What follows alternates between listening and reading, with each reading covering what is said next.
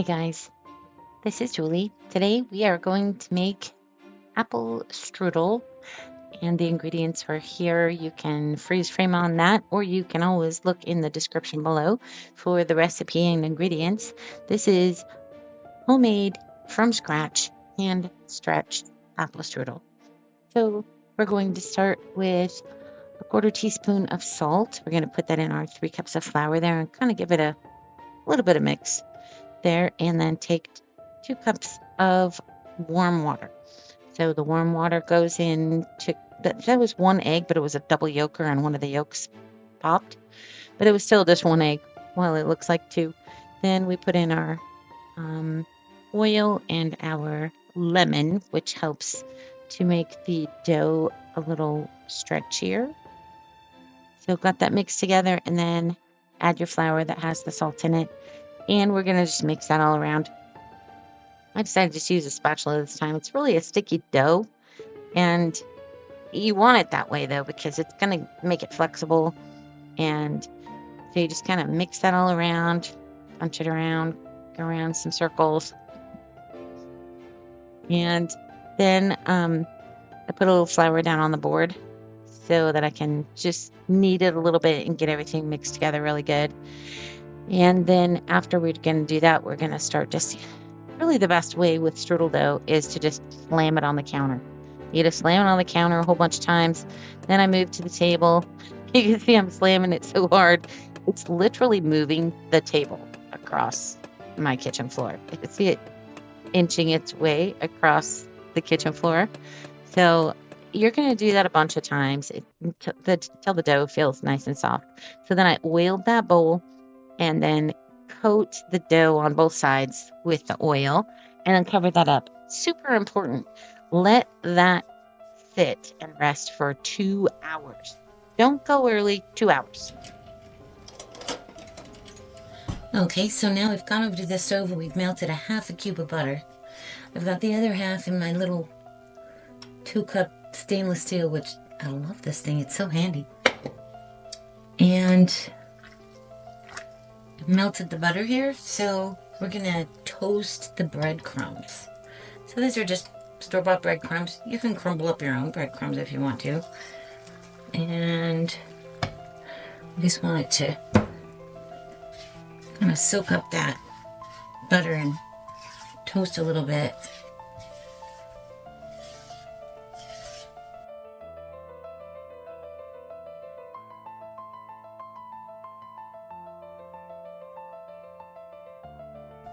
Okay, so this has just been a couple minutes, maybe 5 minutes or so. Fairly low heat. You see how it's brown or a little more toasty. So I'm just gonna let this cool. And then I'm gonna add the cinnamon and brown sugar. Meanwhile, I have been peeling and coring these apples. I just peel the whole thing and then give it a crisscross like so. I think everybody at this point knows how to slice apples.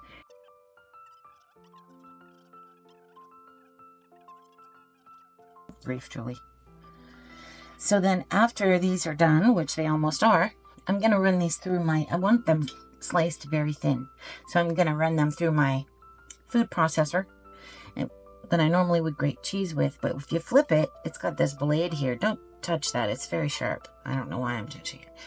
But it will spin around and cut these really thin. And that way they're going to cook nice and evenly. So, okay, so we've got all of our apple slices. And as you can see, I like them very thin. They're just, I don't like apples to end up chunky. An apple pie or a pastry, I like them to be nice and soft. And it just makes it easier, especially when you're doing this delicate pastry. If they're really thin, do it by hand if you want to. More power to you. I ain't gonna. So this is some lemon juice, which I'm just gonna kind of fresh squeezed.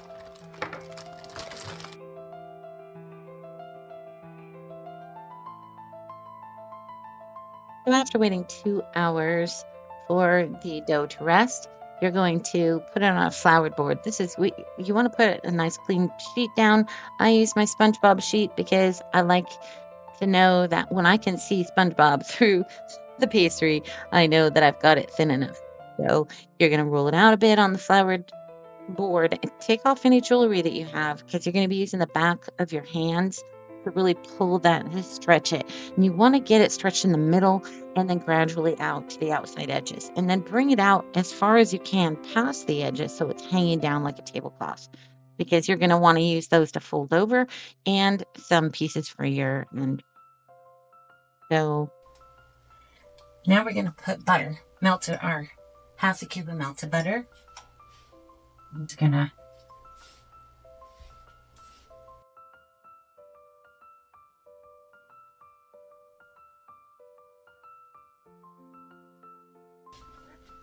these are our breadcrumbs that we toasted in butter.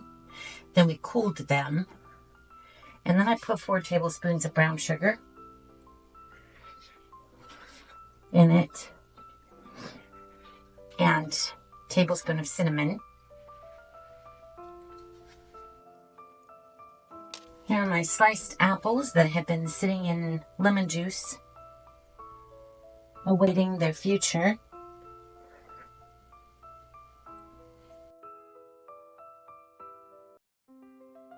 Another thing about the apples being very thin is that when you roll them up, they're not going to break through the pastry. So normally you would do raisins, but I didn't have any raisins. So I plumped up some dried cranberries.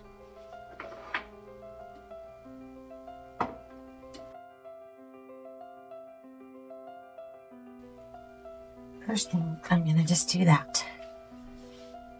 Hit this side.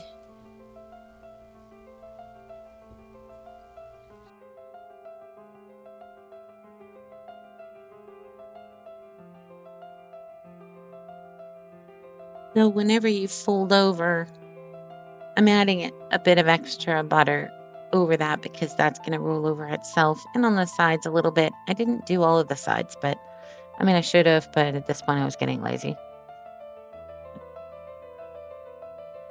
Okay, there's our beautiful.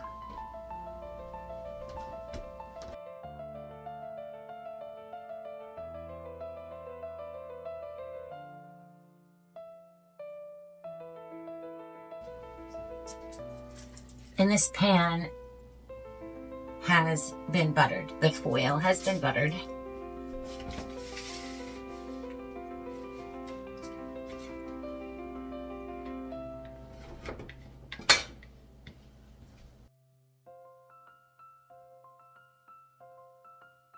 Previously, of the side pieces that were overlapping a lot, I cut away some slices so that when we do this piece, we have some extra edges that we can cover those ends with to keep it all together. So after we've got these all wrapped up and the ends have some bits on them, we are going to just use the rest of our butter, which I forgot about this part, so I had to melt a little more butter. So just kind of put a bit of the butter on top. This looks lovely. And it smells fantastic.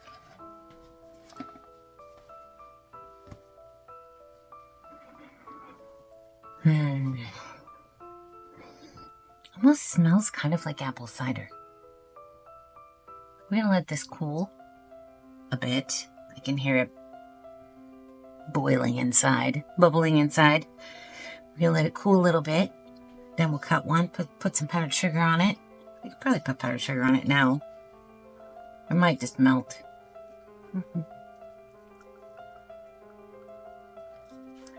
We'll see if it melts. So, be back after this is cooled a bit and we'll give it a shot and see what it tastes like. Okay, so we've been cooling here for, I don't know, 15 minutes or something. I can hold the pan now. I don't get burned touching it. So let's see. Let's cut one. I'm gonna make a mess, I see. Oh, so flaky. I'll just cut it like this.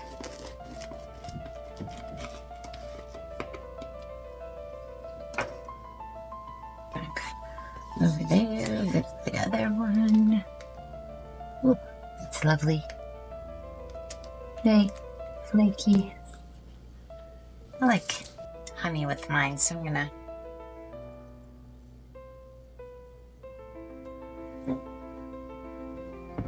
do that. Yes, it's kind of pretty that way.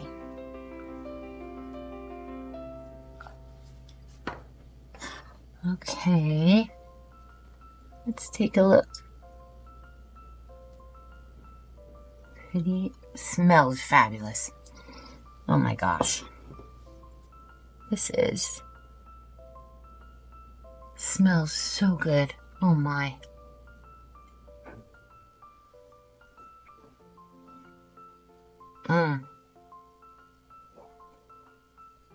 So hot. I like how it's so flaky on the outside, but it's so kind of, the layers on the inside are kind of gooey. That's what I remember as a kid that made me love it so much. Really love it with the honey. Super good with the honey. So, thanks for watching. Like and subscribe if you want to see more like this.